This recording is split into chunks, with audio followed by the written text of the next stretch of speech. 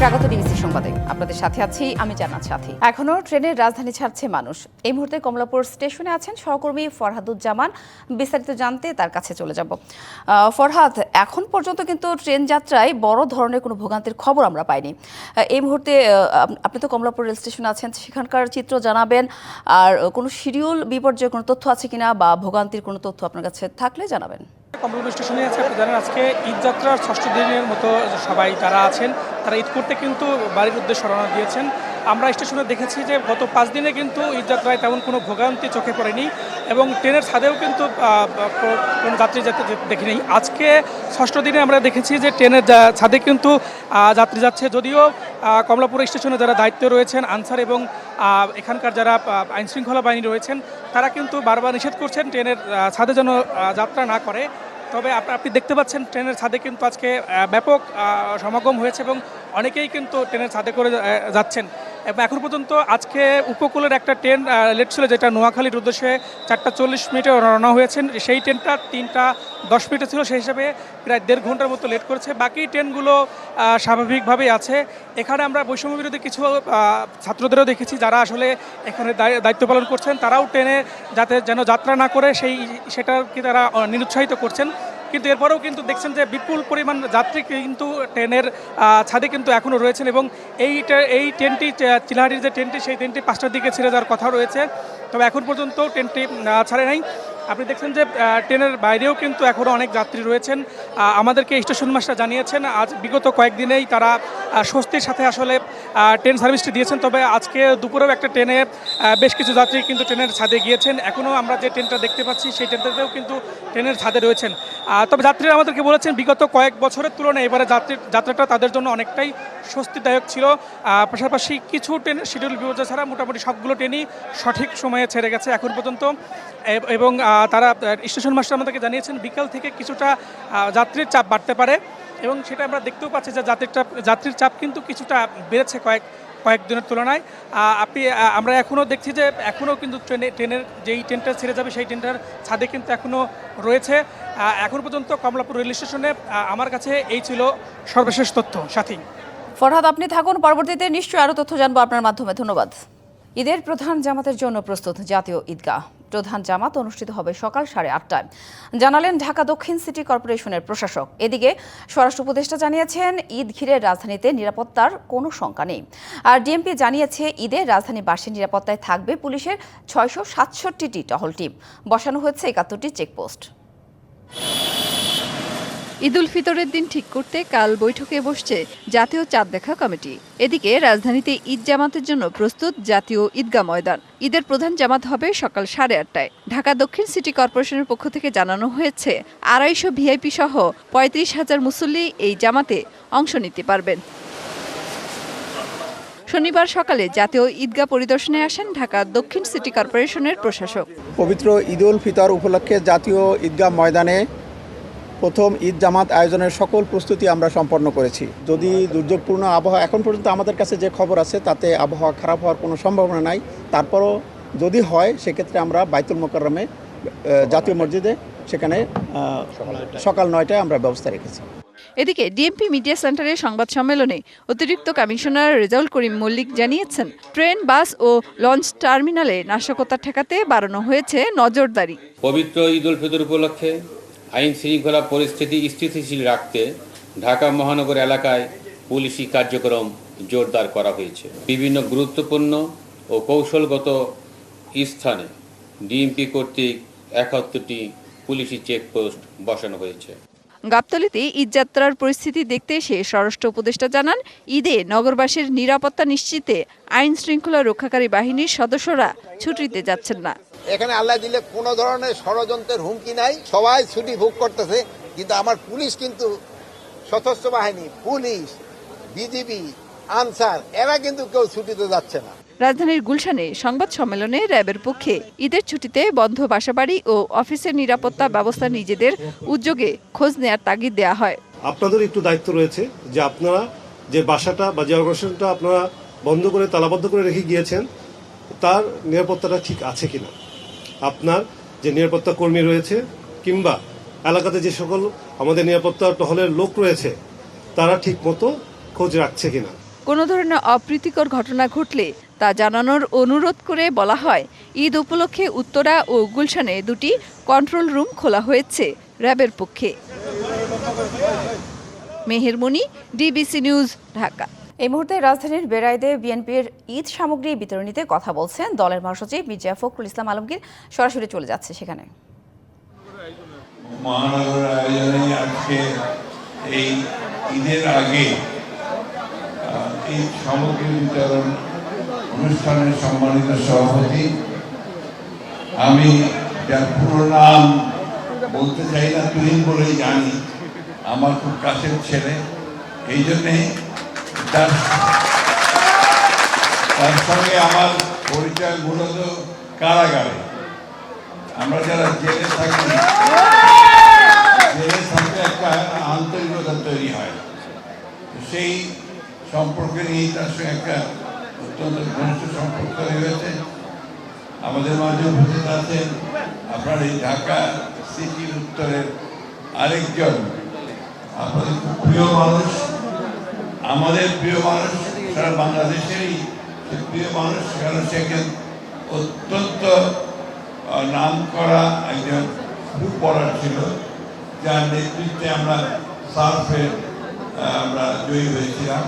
আমাদের আমিনুল ইসলাম এখানে উপস্থিত আছেন, আপনাদের আরেকজন অত্যন্ত জনপ্রিয় মানুষ, দীর্ঘদিন যিনি আপনাদের সেবা করেছেন, আপনাদের সঙ্গে থেকেছেন বিভিন্ন পর্যায়ে। আমাদের কাইয়ুম ভাই, যে দীর্ঘকাল তাকে দেশের বাইরে থাকতে হয়েছে, তার নামে মিথ্যা হত্যা মামলা দিয়ে তাকে দেশ থেকে বিতাড়িত করা হয়েছে। অবশ্য একটা লাভ হয়েছে, ওই বাইরে থেকে নিয়ন্ত্রিত পিএইচডিটা করতে পেরেছেন। আমাদের জাহাঙ্গীর আছেন, আমাদের আরেকজন ত্যাগী নেতা, দীর্ঘকাল ধরে ছাত্রদল থেকে শুরু করে যারা কাজ করছেন। আমাদের এখানে যারা নেতৃবৃন্দ আছেন, সকলের নাম বলতে গেলে অনেক সময় লাগবে, কিন্তু প্রত্যেকেই ত্যাগী, প্রত্যেকেই নিবেদিত প্রাণ। জেলে যায়নি এমন কোনো নেতা এখানে নাই। আমার ধারণা যে বাংলাদেশে বিএনপি যারা করেছে তাদের 99% মানুষকে জেলে দিতে হয়েছে, ছেলেদেরকে তাদেরকে নির্যাতন সহ্য করতে হয়েছে, পুলিশ তাদের বাড়িতে ঢুকে তাদেরকে না পেয়ে তাদের মা বাবাকে পর্যন্ত অত্যাচার নির্যাতন করে। এবং এটা শুধু ঢাকার ব্যাপার নয়, সারা বাংলাদেশেরই ব্যাপার। 60 লক্ষ মিথ্যা মামলা দিয়েছে, গায়েবী মামলা। আমাদের 20,000 উপরে নেতা কর্মীকে শেখ হাসিনার আওয়ামী লীগের সরকার তারা হত্যা করেছিল, প্রায় 1700 নেতা কর্মীকে গুম করেছিল। এটা শোনা যায় না ভাই। রাজধানীর মার্কেটগুলোতে চলছে শেষ মুহূর্তের কেনাকাটা। এ বিষয়ে আরও জানাতে যমুনা ফিউচার পার্ক থেকে আমাদের সাথে সরাসরি যুক্ত হয়েছেন সহকর্মী কামরুল হাসান। বিস্তারিত জানতে চলে যাচ্ছে তার কাছে। কামরুল, উৎসব মুখর পরিবেশে কেমন দেখছেন শেষ মুহূর্তের কেনাকাটা, আর দাম নিয়ে কোনো অসন্তোষ আছে কিনা ক্রেতাদের, জানাবেন সব মিলিয়ে। আর সাথে আপনাকে ধন্যবাদ। একেবারে শেষ পর্যায়ের ঈদের বাজার বলা যায়। আপনি জানেন যেহেতু ঈদের আগাম যাত্রা শুরু হয়েছে, সেক্ষেত্রে রাজধানীবাসী কিন্তু ঢাকা ছাড়া শুরু করেছেন। এখন যারা রয়ে গেছেন তারা কিন্তু একবারে শেষ মুহূর্তে এসে প্রয়োজনীয় কেনাকাটাটুকু সারছেন। আমি এখানে যমুনা ফিউচার পার্কে দুপুর থেকে অবস্থান করছি। এখানে এসে যেমনটা দেখতে পেয়েছি, দুপুরের দিকটাতে আসলে তেমন ভিড় না থাকলেও বিকেল হওয়ার পর থেকেই কিন্তু বেশ ভিড় কিন্তু বেড়েছে এই যমুনা ফিউচার পার্কে। আর ধারণা করা হচ্ছে হয়তোবা ইফতারের পরে কিন্তু এখানে যে ভিড়টা সেটি আরেকটু জমজমাট হতে পারে, তখন কাস্টমারের সমাগম কিন্তু আরেকটু বেশি হবে। তো এই পর্যায়ে একটু আপনাকে জানাতে চাই, আমি এখানে আসার পর বেশ কিছু আউটলেটে ঘুরেছি এবং আউটলেটে যারা বিক্রয় প্রতিনিধি আছেন তাদের সঙ্গে কথা বলেছি। তারা যেটি বলছেন যে বরাবরের মতো এবারও কিন্তু ঈদের কেনাকাটায় নারীরাই এগিয়ে আছেন। এটির আসলে সত্যতাও মিলেছে। আমি যখন নিজেই আপনার এই আউটলেটগুলোতে ঘুরেছি, সেখানে কিন্তু নারীদের বেশ উপস্থিতি কিন্তু দেখা গিয়েছে এবং তারা তাদের পছন্দের পোশাকগুলো কিনছেন, সবার জন্য পছন্দ করছেন। পরিবারের যদি কারোর জন্য কেনা বাকি থাকে তার জন্য পছন্দ করছেন, কিনে নিচ্ছেন। শেষ মুহূর্তে বলা যায় আসলে তারা যেভাবেই পারছেন যার যার পছন্দ অনুযায়ী কিন্তু তারা তাদের শপিংটুকু করে নিচ্ছেন। তো এই পর্যায়ে আসলে এখানে একজন ক্রেতা এসেছেন, আমরা একটু তার সঙ্গে সংযুক্ত হব আর তার কাছে একটু জানতে চাইবো আপনি কার কার জন্য শপিং করলেন এবং কেমন দেখতে পাচ্ছেন আসলে সার্বিক পরিস্থিতি। জি, সার্বিক পরিস্থিতি ভালোই দেখতে পাচ্ছি। শপিং করা হয়েছে আরও আগেই। প্রতিষ্ঠানে কর্মচারীদের ছুটি ছাটা দিয়ে আমাদের আস্তে আস্তে দেরি হয়ে যায় সবসময়। শেষ মুহূর্তে কেনাকাটা করে ভালোই লাগতেছে। আর আজকে সর্বশেষ গ্যাজেট আইটেম, মোবাইল আইটেমগুলো দিয়ে আর কি ঈদের কেনাকাটা শেষ করলাম। সাথে আপনি শুনছিলেন একজন ক্রেতা আমাদের সঙ্গে সংযুক্ত হয়েছেন, আর তিনি যেমনটা বলছিলেন যে তিনি শেষ মুহূর্তে এসে কেনাকাটা করছিলেন। আর আপনি এর একটু আগে জানতে চাচ্ছিলেন যে দামের যে বিষয়টি, আসলে দামটাও কিন্তু এখানে বেশিরভাগই দোকান আপনার ফিক্সড প্রাইসের, আর সেক্ষেত্রে রিজনেবল প্রাইসের মধ্যেই কিন্তু ক্রেতারা তাদের পছন্দের পণ্যগুলো কিনতে পারছেন। তো এই ছিল এখনকার মতো যমুনা ফিচার পার্ক থেকে আমার কাছে সবশেষ। পরবর্তী বুলেটিনে নিশ্চয়ই যদি কোনো আপডেট থাকে আপনার মাধ্যমে দর্শককে জানিয়ে দিব। নিশ্চয়ই কামরুল, ধন্যবাদ। সংস্কারের নামে লুকোচুরি না খেলে দ্রুত নির্বাচন দেওয়ার দাবি জানিয়েছেন বিএনপির সিনিয়র যুগ্ম মহাসচিব রুহুল কবির রিজভী। তিনি বলেন, সংস্কার চলমান প্রক্রিয়া, জনগণের নির্বাচিত সরকার সংস্কারকে আইনীকরণ করবে। এদিকে দলটির যুগ্ম মহাসচিব শহীদউদ্দিন চৌধুরী অ্যানি বলেন, বাংলাদেশের রাজনীতি এখনও স্বাভাবিক হয়নি। ঐক্যে ফাটল ধরাতে নানামুখী ষড়যন্ত্র চলছে। শনিবার দুপুরে সিরাজগঞ্জের বেলকুচি উপজেলার তামাই হাফিজিয়া মাদ্রাসা মাঠে শহীদ ও গুম নির্যাতনের শিকার পরিবারের মাঝে বিএনপির ভারপ্রাপ্ত চেয়ারম্যান তারেক রহমানের পাঠানো ঈদ উপহার হস্তান্তর করা হয়। অনুষ্ঠানে প্রধান অতিথি ছিলেন দলটির সিনিয়র যুগ্ম মহাসচিব রুহুল কবির রিজভী। তিনি বলেন, সরকার একবার বলে নির্বাচন ডিসেম্বরে, একবার বলে মার্চে, আবার বলে জুনে। তারা নির্বাচন নিয়ে জনগণের সাথে লুকোচুরি খেলছে। সংস্কারের কথা বলে আপনারা লুকোচুরি খেলছেন জনগণের সাথে। একবার বলেন ডিসেম্বর, একবার বলেন মার্চ, একবার বলেন জুন। সংস্কার তো করবে, এর আইনি প্রক্রিয়া, এটা করবে জনগণের দ্বারা নির্বাচিত যে সংসদ, এবং যারা সরকারে আসবে তারা সংস্কারকে আইনীকরণ করবে। এদিকে লক্ষ্মীপুরে ঈদ উপহার বিতরণ করেন দলটির যুগ্ম মহাসচিব শহীদউদ্দিন চৌধুরী অ্যানি। বলেন, মতবিরোধ পরিহার করে সুদৃঢ় ঐক্যের মধ্য দিয়ে হাসিনার বিচার, সংস্কার ও গণতন্ত্র ফিরিয়ে আনতে হবে। যারা এখনো ষড়যন্ত্র করছে তারা বসে নেই, দেশের ভিতরে বসেও ষড়যন্ত্র করতেছে, দেশের বাইরে থেকেও ষড়যন্ত্র করতেছে। সুতরাং মতভেদ প্রত্যাহার করে, পরিহার করে এক থাকতে হবে, ঐক্যবদ্ধ থাকতে হবে। গণতন্ত্র ফিরিয়ে আনার আন্দোলন চালিয়ে যাওয়ার আহ্বান জানান বিএনপি নেতারা। Khalid Hasan, DBC news desk. দেশ গঠনের দায়িত্বে দারিদ্র্য বিমোচনকে মূল লক্ষ্য বলে মনে করছেন প্রধান উপদেষ্টা ডক্টর মোহাম্মদ ইউনূস। এগিয়ে যাবার পথে সব বাধা দূর করতে চাইলেন সবার সহযোগিতা।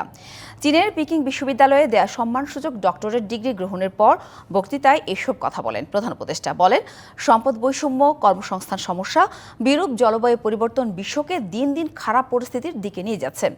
এমন পরিস্থিতি থেকে বেরোতে আবারও তুলে ধরেন 3-0 ধারণা। শুক্রবার চীনের প্রেসিডেন্ট শি জিনপিং এর সঙ্গে বৈঠক করেন প্রধান উপদেষ্টা ডক্টর মোহাম্মদ ইউনূস। আর শনিবার চীনের পিকিং বিশ্ববিদ্যালয়ে তাকে সম্মানসূচক ডক্টরেট ডিগ্রি প্রদান করে, যেখানে বক্তৃতা করেন প্রধান উপদেষ্টা। শিক্ষার্থীদের নতুন পৃথিবী গড়ে তোলার আহ্বান জানিয়ে প্রধান উপদেষ্টা বলেন, উদ্ভাবনী শক্তির মাধ্যমে বড় চিন্তা করতে হবে। তরুণদের কাজ চাকরি খোঁজা নয়, বড় কিছু চিন্তা করতে হবে। আমি তরুণদের বলবো উদ্ভাবনী চিন্তা করতে। সম্পদ বৈষম্য, কর্মসংস্থান সমস্যা, বিরূপ জলবায়ু পরিবর্তন বিশ্বকে দিন দিন খারাপ পরিস্থিতির দিকে নিয়ে যাচ্ছে উল্লেখ করেন প্রধান উপদেষ্টা। জোর দেন নতুন সভ্যতা গড়ে তোলার উপর। যে সভ্যতা আমরা পার করছি, এটা দিয়ে কি সমস্যাগুলো আমরা সমাধান করতে পারবো? বিশ্ব এখন সম্পদ কেন্দ্রীভূত। চরম কর্মসংস্থান সংকট, জলবায়ু সংকটের মধ্য দিয়ে যাচ্ছে। এই সংকট দিন দিন আরও খারাপের দিকে যাচ্ছে। এ সময় প্রধান উপদেষ্টা তার সরকারের নেয়া সংস্কার প্রস্তাবগুলো তুলে ধরে বলেন, এটা নিশ্চিত করতে পারলে প্রত্যেকটি নাগরিকের সমান সুযোগ অধিকার নিশ্চিত হবে। আমরা অনেকগুলো ধারাবাহিক সংস্কার হাতে নিয়েছি। সরকারকে স্বচ্ছ, জবাবদিহি, গণতান্ত্রিক, অর্থনৈতিক নিশ্চয়তার জন্য, যা সবাইকে সম্পৃক্ত করবে এবং নিশ্চয়তা দিবে সবাইকে সমান সুযোগের জন্য। মেহের মনি, ডিবিসি নিউজ, ঢাকা। বিশাল আয়োজন করে নেওয়া 650 কোটি টাকার ডেমো ট্রেন প্রকল্পের প্রায় পুরোটাই গচ্চা গেছে। বিকল এসব ট্রেন এখন প্রায় পরিত্যক্ত পড়ে আছে জঙ্গলে। অনিয়ম দুর্নীতি করে নিম্নমানের 20টি ডেমো ট্রেন চায়না থেকে আমদানির কয়েক বছরের মধ্যেই বিকল হয়ে গেছে সবকটি। বিকল ট্রেনগুলো মডিফাই করে চালুর পরিকল্পনা চলছে। আদৌ কি সে ট্রেনগুলো আর চালু সম্ভব? রেল খাত নিয়ে শাহ ইমনের বিশেষ প্রতিবেদনের আজ দেখুন দ্বিতীয় পর্ব। আওয়ামী লীগ সরকারের সময় ঢাকঢোল পিটিয়ে বিশাল বিশাল প্রকল্প নেওয়া হয় রেলে। এমনই একটি প্রকল্প ডেমো ট্রেন, যা চলাচল শুরু হয় 2013 সালে। 2 বছরের মাথাতেই এসব ট্রেন নষ্ট হতে শুরু করে, আর কয়েক বছরের মধ্যে 20 জোড়া ট্রেনের প্রায় সবগুলোই বিকল হয়ে যায়। একদিকে আমদানি করা হয়েছে নিম্নমানের ট্রেন, অন্যদিকে নষ্ট হলে পাওয়া যায় না যন্ত্রাংশ, আবার রক্ষণাবেক্ষণে নেই টেকনিশিয়ান। ফলশ্রুতিতে এক পর্যায়ে বন্ধ হয়ে যায় সবগুলো ডেমো ট্রেন। বিশাল এই প্রকল্পের প্রায় প্রতিটি ধাপে ব্যাপক অনিয়ম, দুর্নীতি ও অব্যবস্থাপনা ছিল, আর এতে সরকারের প্রায় 700 কোটি টাকা জলে গেছে। বর্তমানে বাংলাদেশ রেলওয়ের ডেমো ট্রেনগুলো জঙ্গলে পড়ে আছে। অযত্নে পড়ে থাকায় এসব ট্রেন আর চলাচল করার সম্ভাবনা নেই বললেই চলে। প্ল্যানিংয়ে ভুল, যারা গেছে তারা কিছু জানে না, নিয়ে যায় ইঞ্জিনিয়ার, তারা কি কাজ করে যারা ফিটিং স্টাফ তাদেরকে যদি আপনি সাথে নিয়ে যাইতেন, তারা এই ফলগুলো বলতে পারতো যে আপনি যে প্যাটার্স তৈরি করতেছেন এটা আমাদের সাথে সম্পৃক্ত নয়। এই ডেমো ট্রেন এখন রেলের গলার কাটা, না পারছে গিলতে, না পারছে উগরে ফেলতে। এই প্রকল্পে দুর্নীতির তদন্ত হলেও জড়িতদের বিরুদ্ধে নেওয়া হয়নি কোনো ব্যবস্থা। এই টেকনোলজিটা আমাদের দেশের কতটুকু সুইটেবল ছিল এগুলা বিবেচনা না করে আসলে কেনা হয়েছে। জিনিসগুলো নিয়ে বিভিন্ন বিতর্ক হচ্ছে। আমি এই সময় আবার আরেকটা বিতর্কের সৃষ্টি হবে কিনা, এই জিনিসগুলো আমাদের অফিসারদের মাথায় রেখে তারা কিছু আগায় পিছায়। প্রায় পরিত্যক্ত এই ডেমো ট্রেনগুলোকে আবার সংস্কার করে ব্যাটারি চালিত বা ইলেকট্রিক সিস্টেমে কনভার্ট করার পরিকল্পনা করা হচ্ছে। এতে ট্রেন প্রতি খরচ পড়বে 1.5 থেকে 2 কোটি টাকা। সেই হিসাবে 20টি ট্রেন সচল করতে আরও প্রায় 35 থেকে 40 কোটি টাকা খরচ হবে সরকারের। ডেমোগুলা রিপেয়ার করে আমরা পুনরায় এটা চালু করার জন্য আমরা একটা উদ্যোগ নিয়েছি, এবং এখন মনে করেন এটা চলে, ডিজেলে চলে। এইটাকে আমরা এখন ব্যাটারিতে এটাকে কনভার্ট করার জন্য আমাদের প্রস্তাব আসছে। যথাযথ পরিকল্পনার পাশাপাশি প্রকল্প বাস্তবায়নে স্বচ্ছতা নিশ্চিত করা না গেলে রেল মানুষের আকাঙ্ক্ষা পূরণ করতে পারবে না বলে মনে করেন সংশ্লিষ্টরা। বাংলাদেশের অন্যতম বৃহৎ একটি সেবা খাত হলো এই রেল। বছরে বছরে হাজার কোটি টাকার উন্নয়ন প্রকল্প নেওয়া হচ্ছে, কিন্তু লোকসানের হাত থেকে রক্ষা করা যাচ্ছে না রেলকে। যাত্রী সেবার মান বৃদ্ধির কথা বলে বাড়ানো হচ্ছে টিকিটের দাম, কিন্তু বাড়ছে না যাত্রী সেবার মান। সংশ্লিষ্টরা মনে করছে অপচয় ও দুর্নীতি রোধ করা গেলে রেলকে একদিকে যেমন লাভজনক করা যাবে, তেমনটাই যাত্রী সেবার মানও বৃদ্ধি পাবে। Shah Imon, DBC news, Kamalapur rail station, Dhaka.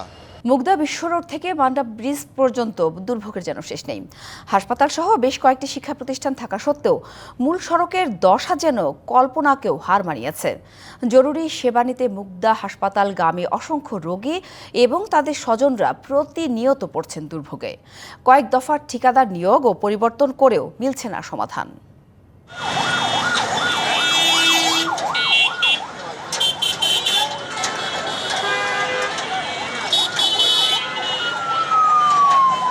নানা কষ্টতে কিছু পথ গেলেও যে কোনো সময় ঘটতে পারে দুর্ঘটনা। মুগদা মেডিকেল কলেজ হাসপাতালের পাশেই এমন জরাজীর্ণ সড়ক সংস্কারের নামে 1 বছর পার করেছে ঢাকা দক্ষিণ সিটি কর্পোরেশন। বর্ষার সময় অল্প বৃষ্টিতে কোমর পানি, আর শুষ্ক মৌসুমে খানাখন্দ এবং ধুলায় যেন ভোগান্তির মাত্রা বাড়িয়েছে কয়েক গুণ। এখন বৃষ্টির সিজন আসতেছে, এখন যে ভোগান্তিটা হবে এটা অসম্ভব একটা ভোগান্তি। অফিস টাইমে জরুরি টাইমে যখন জরুরি আমার যাওয়া লাগতেছে, যাই করতেছি না। এছাড়াও এই সড়ক দিয়ে মুমূর্ষ রোগী হাসপাতালে নিয়ে যেতেও পড়তে হয় বিড়ম্বনায়। সড়কের পাশে যাদের দোকান, তাদের ব্যবসা যেন লাটে উঠেছে। 8 লক্ষ টাকা লস দিয়ে আমি ছেড়ে দিচ্ছি দোকান। লস দিতে দিতে ঠিক আছে, আমার ব্যবসার পুঁজি শেষ। একটা এমার্জেন্সি যদি কোনো রোগী নিতে যায়, তা আমাদের এখান থেকে নিয়ে যায় নাকি, কোলে করে নিয়ে আসার কোনো উপায় নেই। রাস্তা করে না, ভাঙ্গিয়া একবার করছে, আবার উল্টে ঠিক গেছে। শুধু এই সড়কই নয়, মুগদা এলাকার প্রতিটি সড়কের বেহাল দশায় নির্বিঘ্নে যাতায়াত করাটা যেন স্বপ্নের মতো। আগে যাও একটু ছিল, হাঁটা যাইতো, এখন হাঁটাটাও বন্ধ হয়ে গেছে। 1 বছর ধরে কাজ হচ্ছে না, চলাচলের অনুপযুক্ত, মানুষের ভোগান্তি শেষ নেই। বর্তমানে এটার দেখার কেউই নেই, বারবার বলার সত্ত্বেও এটার কাজ কেন যেন হইতেছে না। আরও তাড়াতাড়ি যাতে কাজটা শেষ হয়ে যায়, তাতে আমাদের যাতায়াতের সুবিধাটা ভালো হবে। দীর্ঘ 1 বছর ধরে থমকে আছে মুগদা এলাকার জলাবদ্ধতা নিরসনে সড়ক উন্নয়নের কাজ, নেই সংশ্লিষ্টদের তদারকি। আমাদের যিনি কাউন্সিলর ছিলেন উনি নাকি বেশ কয়েকবার বাজেটের টাকা দেওয়া হয়েছে রোডটা এখান থেকে একদম মান্ডা ব্রিজ পর্যন্ত, কিন্তু উনি নাকি এই টাকাটা মানে এই রাস্তার কাজে নাকি ব্যবহার করেন নাই, এই টাকা নাকি উনি খেয়ে ফেলছেন। আমরা তো ডক্টর ইউনূস সাহেবকে খোলা সিটি দিছি এই যে মানুষের সমস্যার কারণে, তা আমাদের তো এটা কোনো কাজ হলো না। দফায় দফায় প্রতিশ্রুতি দেওয়ার পরেও ন্যূনতম সমাধান দিতে পারেনি ঢাকা দক্ষিণ সিটি কর্পোরেশন। কবে নাগাদ এর সুফল পাবেন তারই প্রত্যাশায় বাসিন্দারা। Ariful Islam, DBC news, Dhaka. ভূমিকম্পের পর থাইল্যান্ডের সবশেষ খবরাখবর জানাতে ব্যাংকক থেকে সরাসরি যুক্ত হয়েছেন সাংবাদিক মাজেদুল নয়ন। ব্যাংককে আপনার অন্যতম একটা ব্যস্ততম এলাকা সুকুমবিতে, যেটা আপনার জানতে চাচ্ছিলেন যে এখানে বর্তমান অবস্থাটা কি, বা আপনার এখানে আপনার বর্তমানে কি মানে আহতের অবস্থা কেমন বা নিহতের।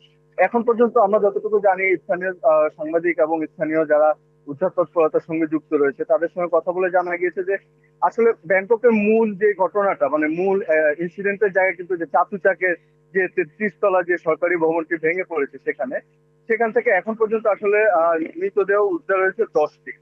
আর এছাড়া সেখানে থেকে আহত অবস্থায় উদ্ধার করা হয়েছে 13 জনকে, আর নিখোঁজ রয়েছে সেখানে 101 জন। তো নিখোঁজ যে সংখ্যাটা বলা হচ্ছে সেটা আসলে এই মিসিং এর সংখ্যাটা এটা নিহত হতে পারে বা আহতের সংখ্যা আসলে এখন খুবই কম। যারা ওখানে কর্মরত ছিল তারা বলছিল যে গতকালকে বিকেল পর্যন্ত ভেতর থেকে আসলে গোঙ্গানি বা আপনার আহতের যেটা চিৎকার সেটা শোনা যাচ্ছিল, কিন্তু কালকে রাত থেকে আর ভেতর থেকে কোনো ধরনের শব্দ শোনা যাচ্ছিল না।